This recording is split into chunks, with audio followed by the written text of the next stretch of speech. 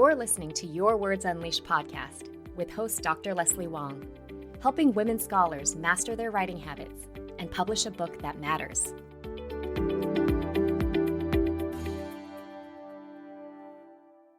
Today, I am really excited to be chatting with Karen Costa about all things ADHD. Here's a bit about her. Karen is an author, adjunct faculty, and faculty development facilitator working in higher education. Her second book, An Educator's Guide to ADHD, Designing and Teaching for Student Success, was released by Johns Hopkins University Press in January. So huge congrats on that. That's what we're going to be talking about today, but I also wanted to mention her first book called 99 Tips for Creating Simple and Sustainable Educational Videos that was published by Routledge in 2020. And also, Karen gives a range of workshops and keynotes on a variety of topics, including teaching asynchronously in an AI age, neurodiversity and neurodivergence, trauma-aware teaching, and climate action, amongst other things. And you can find out more about her books and other offerings at 100faculty.com. So I first heard about Karen's new book from some of her posts on LinkedIn. And full disclosure, I've been looking for a guest to talk about ADHD in academia for years now. And the reason is that a rather high percentage of my own coaching clients are women faculty members who either suspect that they have ADHD or they've been diagnosed later in life, like in their 40s or after. And as a non-ADHDer, I've been trying to understand their experiences and find better ways to help them achieve their goals. And I read nearly all of Karen's amazing new book, and I'm truly overflowing with questions. So let's get into it. Karen, welcome to the podcast. Hi, Leslie. Just hearing all of those things, I'm so excited to talk to you. I loved what you said about how so many of your clients are either suspecting that they have ADHD or know that they do, and that you want to better support them, which is what we're here to do. We're here to take care of ourselves and each other. So I'm really excited to talk to you today. Thanks for being here. So, like I ask everybody, can you first kind of briefly describe your own path through higher ed and talk about what prompted you to write this book? Oh boy. Okay. So as you were reading my bio, I was kind of smiling to myself because I have a variety of interests. That's part of the ADHD profile. I don't have one job. I have several jobs. I don't have one research interest. I have lots. And that will continue, no doubt, in the future. So my journey in higher ed is a bit like that. It's a long and winding road, but I was drawn into higher education because I wanted to help with college access. I got a job through a friend way back when working at a college access program, and I loved working with my high school students, helping them get access to higher education. These were under-resourced first-generation college students. And the second year I did it, some of my students who I had helped get into higher ed started to report back about their experiences in higher ed, and some of them didn't make it through that first year. So I got very curious about that and decided to go back to school in order to help with the student success piece. So once we get them in, how do we help them persist through graduation? So I did a master's in higher education at UMass Amherst, got a job right out of graduate school at a community college here in Massachusetts, working in advising and enrollment, got promoted to a full-time position as director of student success. So I was overseeing all the retention activities at the college, and then got really burned out. This might sound like, in the clients that you work with, very familiar to you. Got really burned out, did not know at that point that I had ADHD. That was definitely part of that burnout story. And I quit. I left. At the time, my goal had been to become a college president. And instead I quit. And I was teaching as an adjunct, so I kept doing that. And then I started to pick up more adjunct teaching gigs, and then started to do more faculty training and faculty development work and more writing.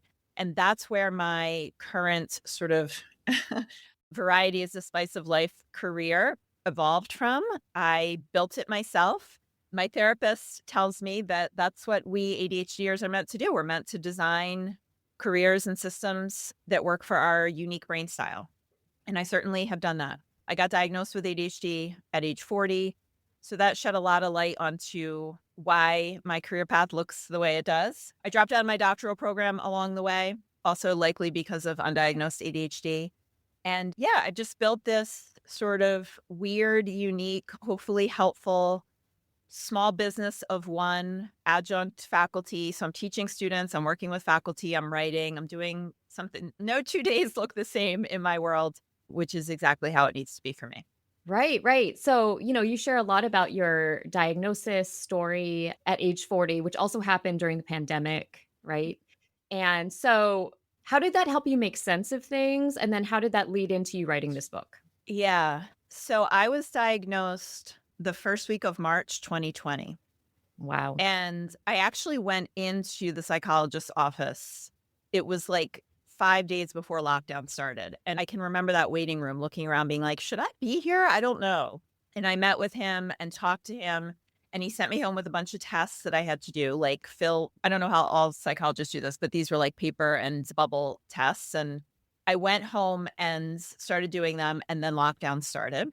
So he called me to give me my results over the phone actually because we couldn't meet in person. The first few weeks were really tough. That was really overwhelming. And I think one of the reasons it was so overwhelming is because I had all of these stories in my head about what ADHD was. And it was like, oh my God, I have this terrible thing, right? Because we are so often taught that this is this deficit and Mhm. it is a drain on relationships and classrooms and society.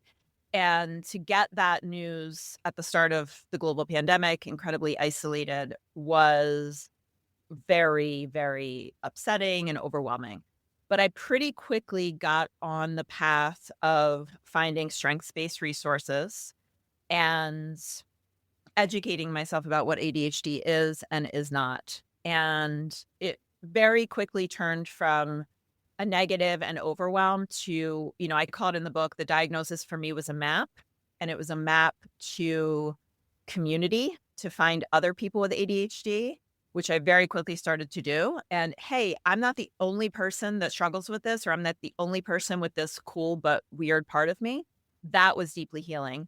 And then also a map to resources and treatment options and life design and lifestyle design options, which I've been able to implement over the past 5 years or so. So it was an incredible blessing for me in that it made so many things that I had struggled with every hour of every day of my life make sense. Just this week, for example, I take French. I'm taking a French class later in life, and I messed up the times. I was so ready for this class. I was over Mhm. prepared.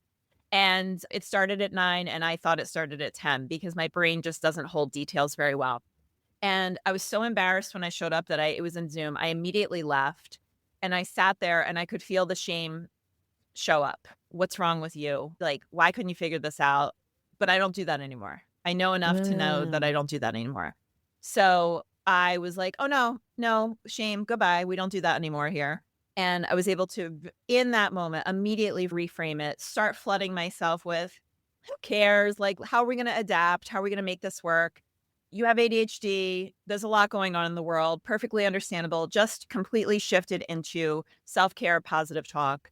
That was not something I would have been able to do before. It was just so confusing. I would just have thought, oh, there's something wrong with me. And I didn't Right. know what was going on. So it's been a huge blessing. It's an opportunity for me to talk about it. And hopefully, I really think now about being a good ancestor to the young ones coming up with ADHD and how we can create a world where ADHD is seen for what it is, which is a unique brain style, a neurotype, a way of being in the world, part of the vast variety of life with challenges and with strengths. So I'm grateful to get to share that with the world.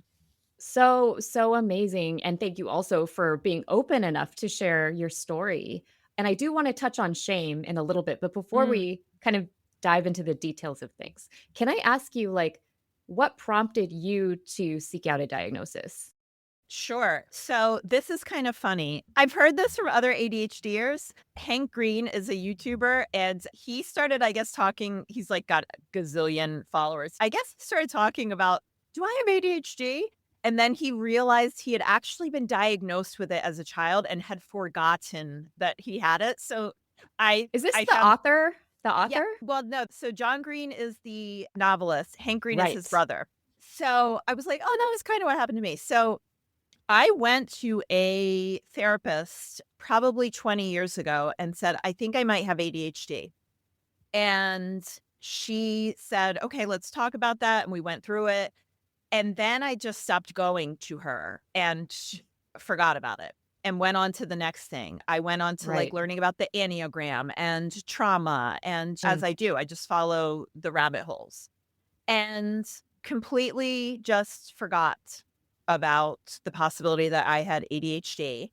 And then in early 2020, I was in therapy at the time, but there was something missing. There was something clearly missing. I had always been told that it was anxiety, which I think is a very common experience for a lot of women. It's a catch all. And it's not that anxiety is not at the table, but anxiety is not the root cause of what I was dealing with, but that's what I was sort of being treated for. And the common therapeutic methods for treating anxiety actually are not helpful in many cases for people with ADHD and autism. So Mm. I was sort of in this constant, I didn't know it at the time, but I was getting sort of a style of therapy that was actually in some ways harmful to me. Cognitive behavioral therapy, CBT, which works for a lot of people and works for a lot of situations. It was not helpful in this situation. So I asked this was another therapist. I've had a gazillion because I get bored and move on. I asked her and she said, you know what? I think you're a little complex. So she said, I think what I would like you to do is go for a neuropsych evaluation. I want you to see a psychologist who is trained in diagnosis. So my insurance at the time did not cover a full neuropsych evaluation, but it covered a psychological evaluation, which was sort of like a neuropsych eval light. So they tested me just for ADHD and I was off the charts. I had like I think I talk about this in the book. I was like 99th percentile for everything. And I said, what does that mean? I thought that was like, you aced it. And he said, you scored higher than 99% of the people that take this test, which could be, they always hedge their bets, could be indicative of severe ADHD. So, yeah, it was a sense of constant wrongness, constant everything is harder for me than it is for everyone else, constantly feeling just sort of a state of persistent confusion about how to adult. There's a saying in the ADHD community that ADHD is when the hard stuff is easy and the easy stuff is hard. Oh, interesting. Yeah, like things like brushing your teeth or cooking a simple meal for yourself or making your dentist appointment and following up with that. Those things are were incredibly challenging for me and are for a lot of ADHDers. But then I could, run like workshops for hundreds of people. So that was very confusing. Why can't I remember to brush my teeth, but I can do that? And that wrongness was what I was sort of calling out for help with and was able to advocate for myself. I had seen at that point probably 13 different therapists and none of them had mentioned ADHD. Wow. Yeah, I mean, that's a whole big can of worms. The underdiagnosis of girls and women with ADHD, we tend to present quite differently. And some of our, socialized caretaking behaviors block or mask, I should say, a lot of more obvious ADHD symptoms that we see in boys and men. This is not just an inconvenience to people or a hardship, an individual hardship. These are life-threatening decisions that we are making for people. I talk in the book about the life expectancy for people with untreated ADHD. There's some data that it is as much as 25 years off of your lifespan if you have untreated Wow. ADHD, more than the top four other impacts combined.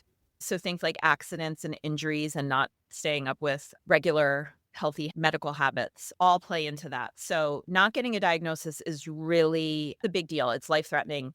And it's incredibly important that we get people connected to their communities, to resources, to treatment if they want to go that route. And I'm one of many women who didn't get that till later in life.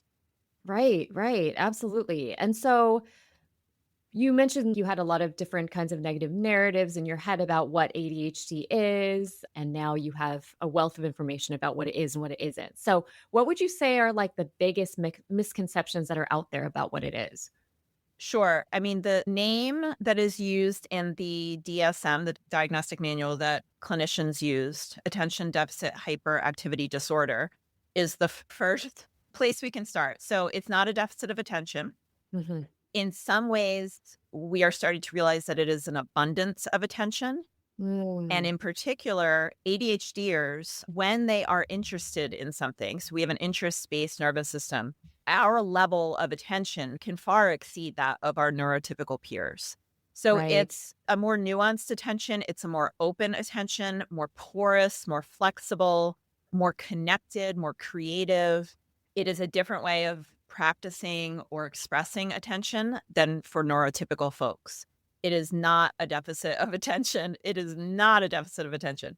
The authors and doctors who I cite quite a lot in the book, Doctors Hollowell and Rady, they have a book called ADHD 2.0, which when people come to me and say, I think I have this, or I think my kid has it, or we do have it, what should I read? That's the first book I recommend Mm. because they are both medical doctors and they also both have ADHD.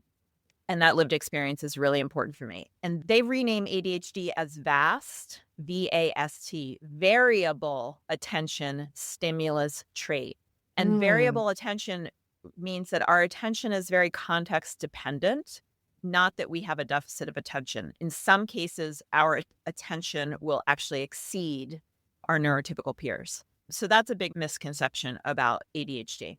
The other thing I would say is this idea that we are, and I talk about ableism in the book, that ADHDers are simultaneously weak and threatening, which is how we like to frame difference in our society. We won't go too far down this rabbit hole, but that's how we determine who gets resources in our world and who doesn't get resources.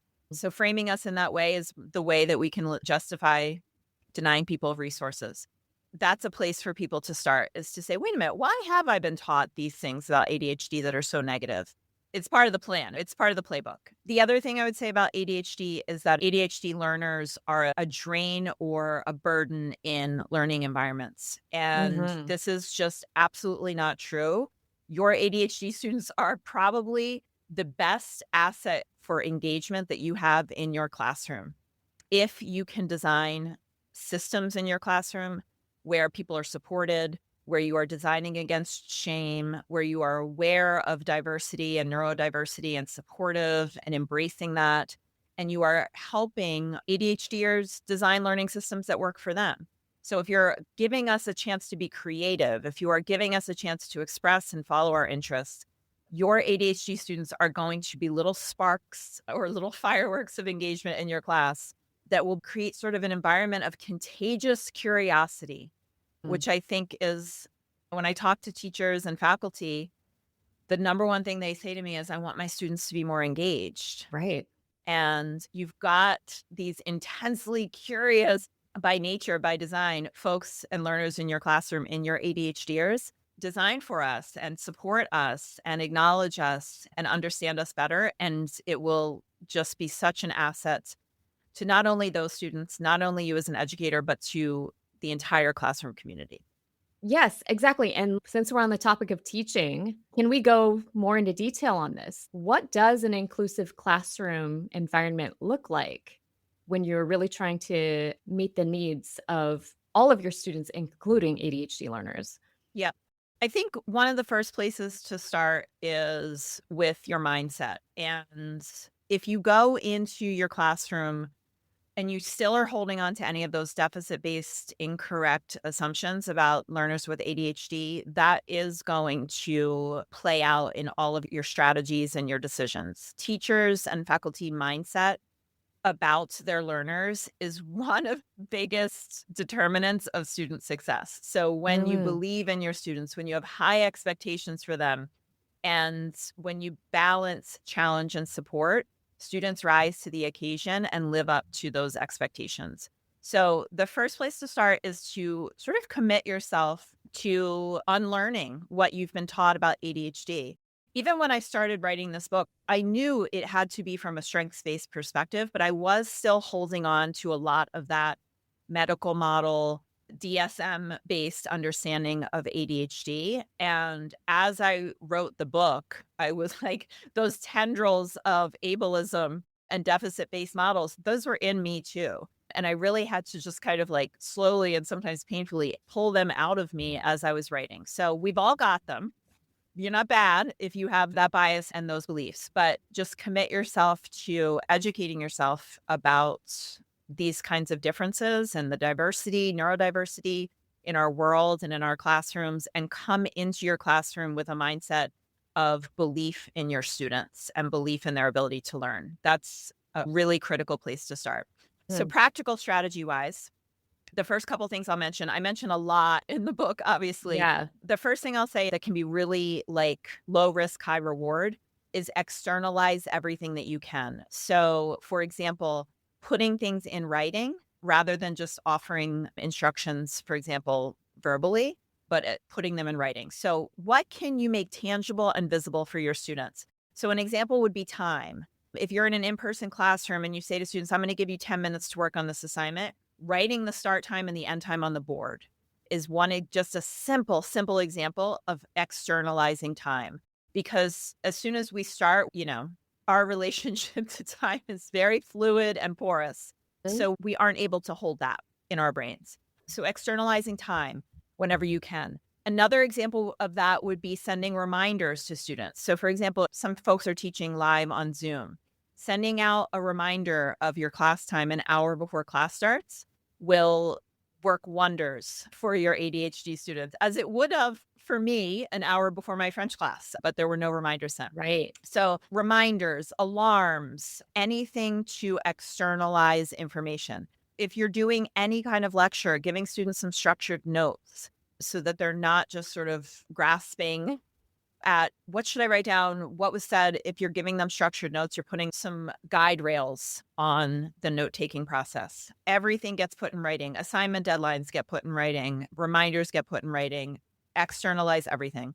And the second tip I would say is to look at the creativity in your class and ask yourself, higher education tends to be much more focused on critical thinking than it is on creative thinking.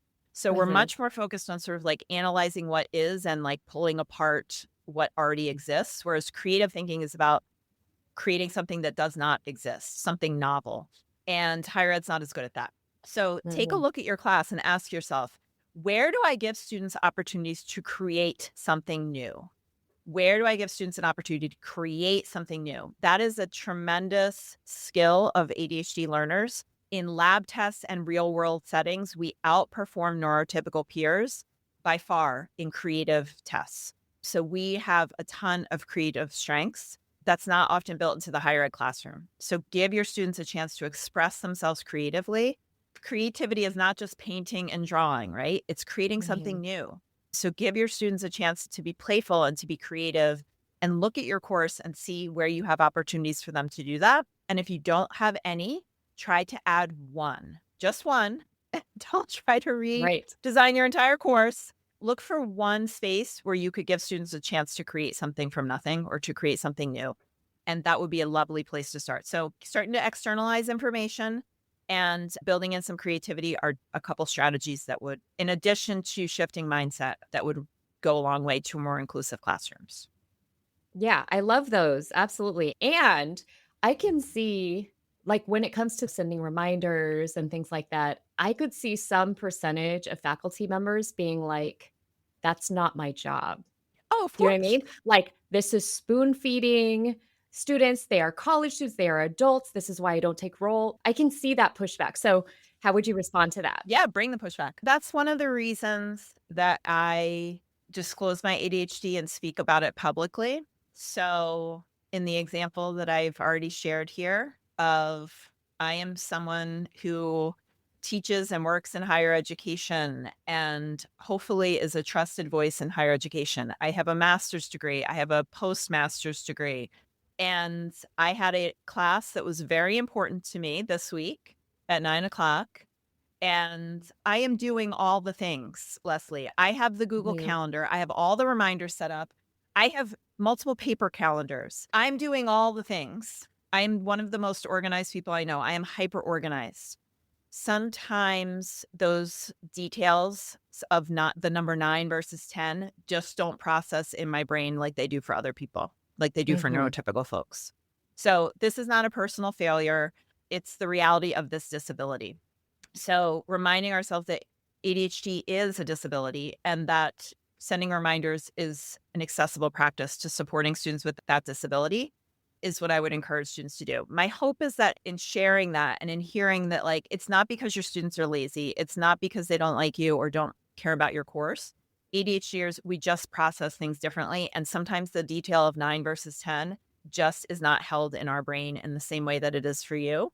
And I also am always like, yes, I get how much you are asked to do, my fellow faculty. So could you automate that? Could this be Mhm. something that you invite your administration to take a role in? And could this be something that somebody else is doing, maybe as a school-wide initiative to support your students? I know some schools have academic coaching systems and offices in place. Maybe that would be something that would come through an academic coaching office.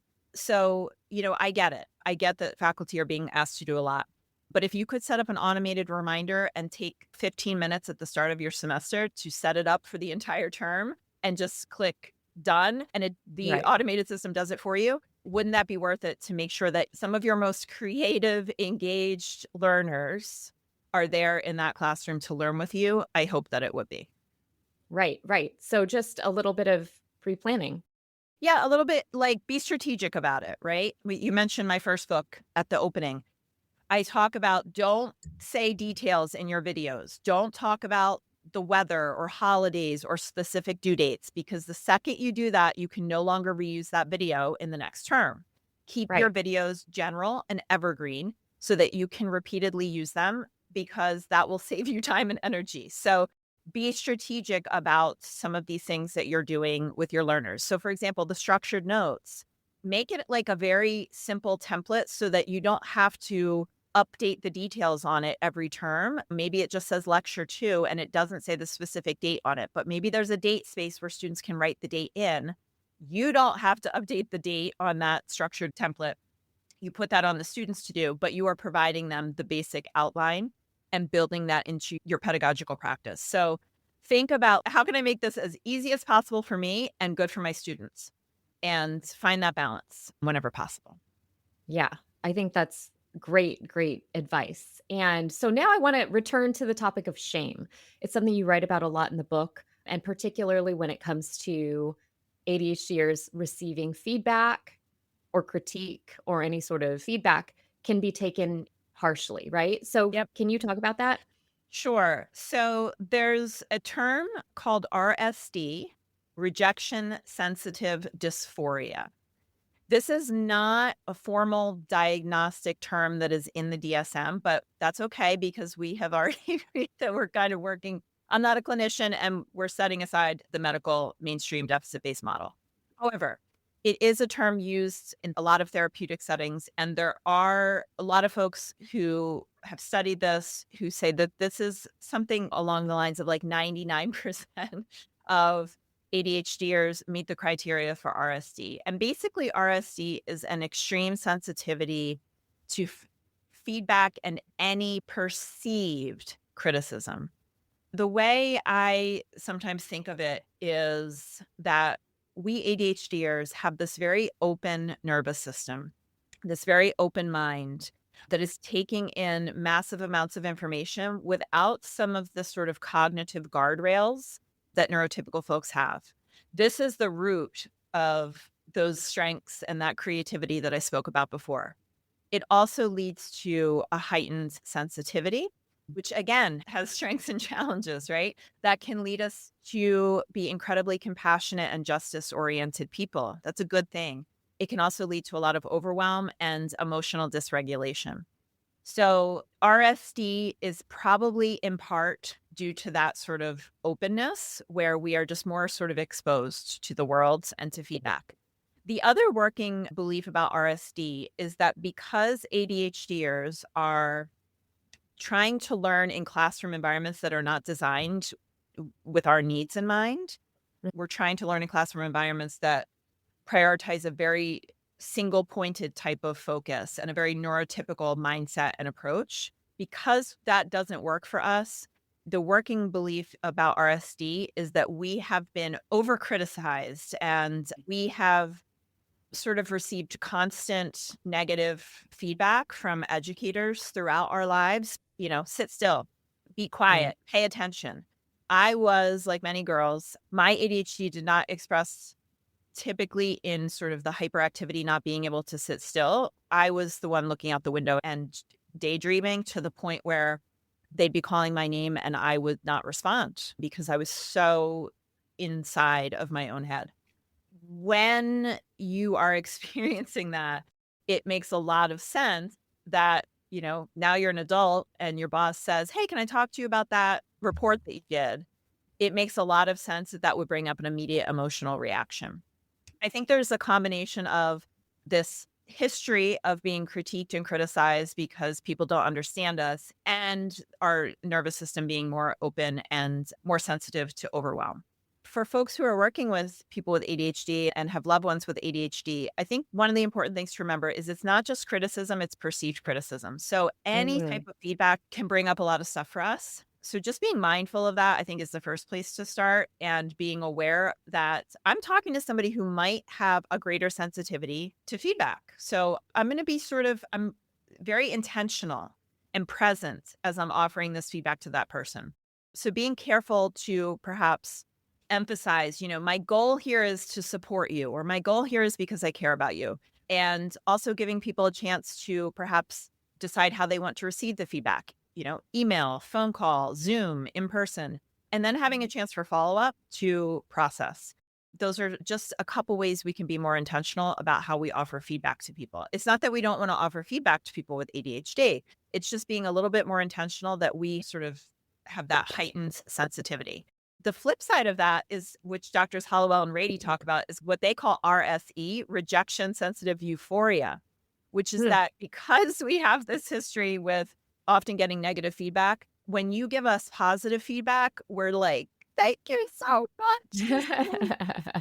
So we don't need you to blow smoke. You don't need to sugarcoat things. But if you see an ADHDer doing something well, thank them, notice it. I do that with everybody. We have this negativity bias and we're constantly critiquing each other. It's part of my practice to thank people when I see them doing something well, whether it's a LinkedIn message, whether it's an email, whether it's at the end of a meeting. Pointing out the positives is great, I think, for all of us, but it is particularly powerful for people with ADHD. So spend a little more time cheering each other on.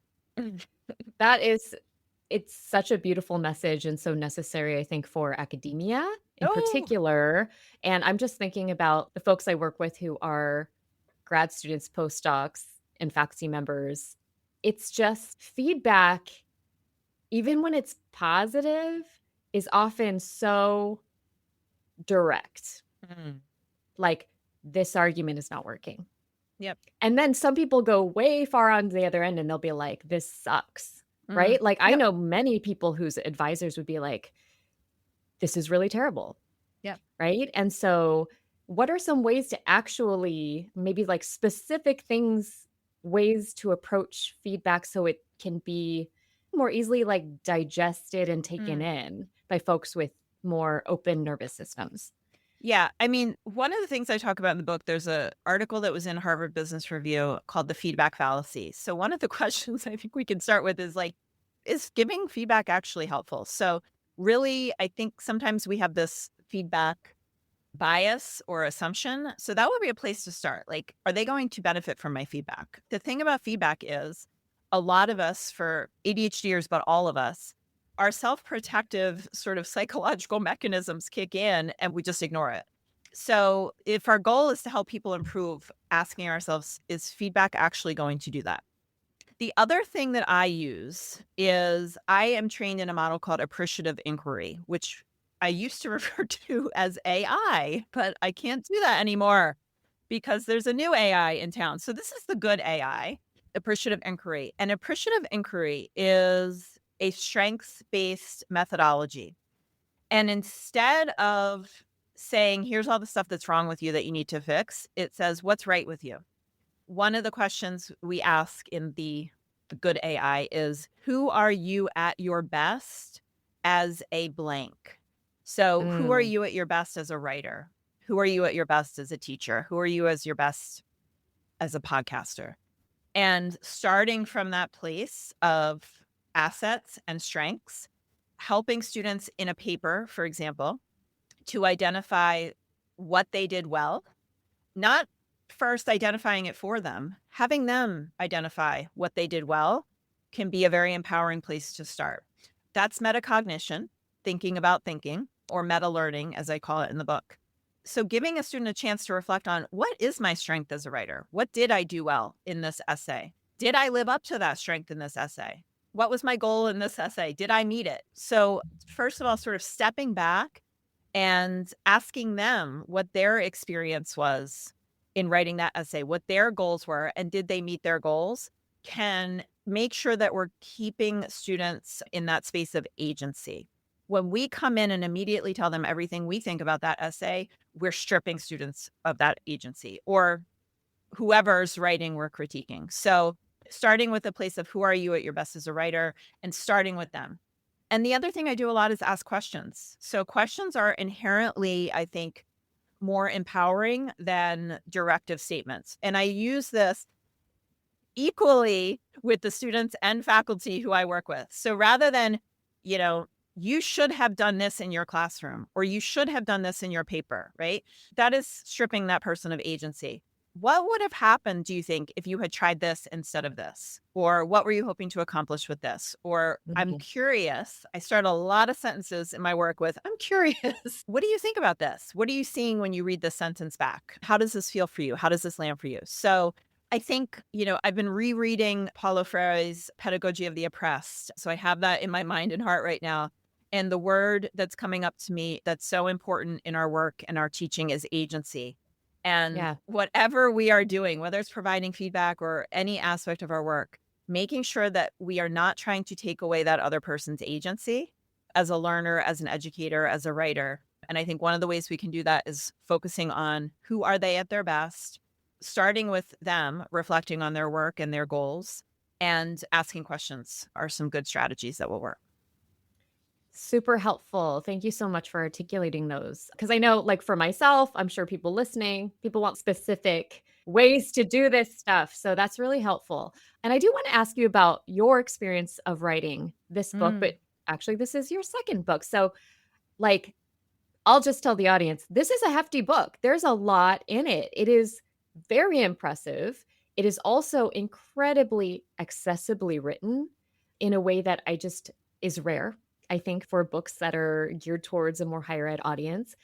But maybe you could just talk about like how did you write it? What strategies did you use that like really helped you get this big project across the finish line?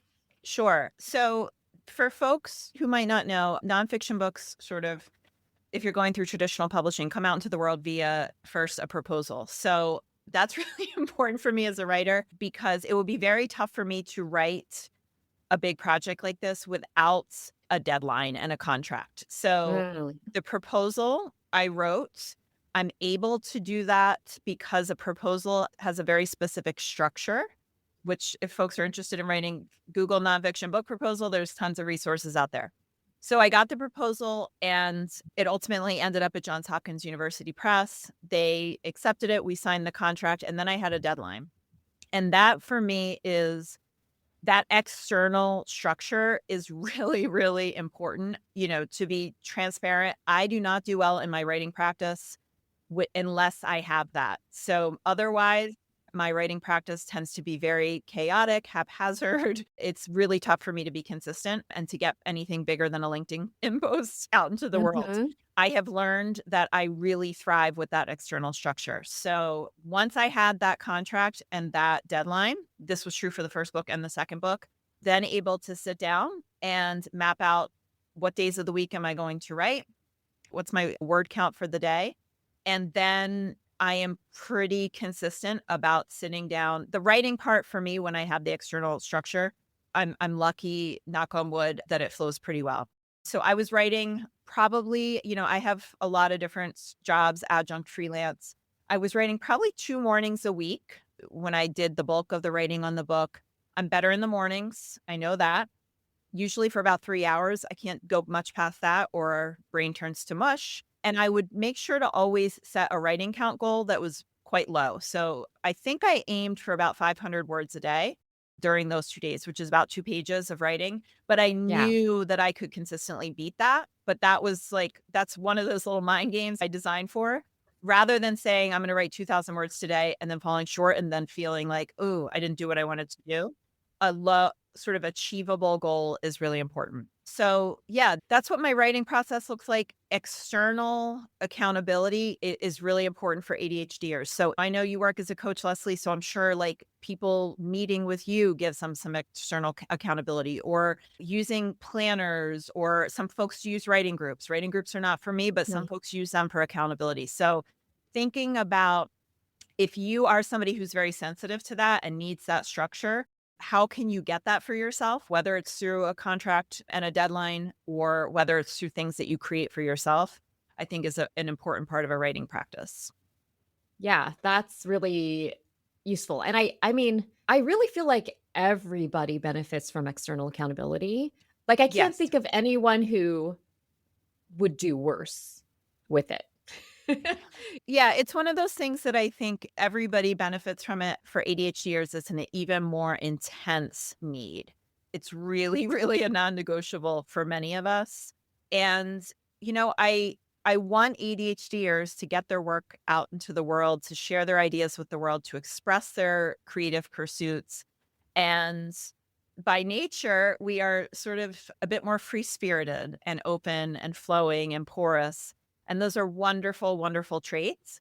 And sometimes we need to really work with things like structure and discipline, Mm, which don't come as easily for us. So, having some other human involved in the process, whether it's a coach, a contract from a publisher, whether it's using body doubling, where you sort of work with another person, can really help add in that structure for us. yeah. Yeah, all great ideas. And I'm wondering, like, thinking about your book, if you had to distill like a core message you want readers to take away from it, what would it be? Mm. I'll just say what I tell people who write to me and say, "My kid has ADHD and thank you for writing this." I say, "Tell your kid that they're awesome and that I love them and their beautiful brain." So that's really the message I'm trying to share with the world and my fellow ADHDers. You're awesome, and I love you, and I love your beautiful brain. That's a very if I'm kind of pulling back the curtain on that message, it's a very simple way of saying, like, enough with the ableism. Let's continue to educate ourselves. Let's continue to speak up against ignorance and deficit-based approaches, and let's get rid of the shame that we have put on this different way of being, and start to work with ADHDers to build a better world, which we are desperately in need of. I love this so much. So, Karen, what are the best ways for listeners to connect with you? How can they find you? Sure. I am primarily publicly on LinkedIn. I will say I don't do things in moderation. So I know some people are good at moderating their social media use. I'm not. So what I do is I do take some sort of like a month-long hiatus here and there, but I do continue to check emails. So my website, 100faculty.com, the number 100 and then faculty.com, has a contact form where you can always reach me, and I'm pretty responsive to email there. I am currently on LinkedIn. I would love to engage with folks there. I have a Blue Sky account. I've been less active there. I deleted my Instagram to protect my nervous system and Mm, plan to hold that line in the new year. So, LinkedIn and my website are the best two places to reach me. awesome. Well, Karen, again, thank you so much for sharing your experiences and all of these great strategies and just, expanding our awareness of what ADHD is and for writing this book. So, listeners, please purchase her new book, An Educator's Guide to ADHD, Designing and Teaching for Student Success. I can attest to the fact that it is both incredibly useful, but also a really great, really engaging read. Thank you So so thanks so much much. again. Thanks, Leslie. I'll talk to everybody again soon.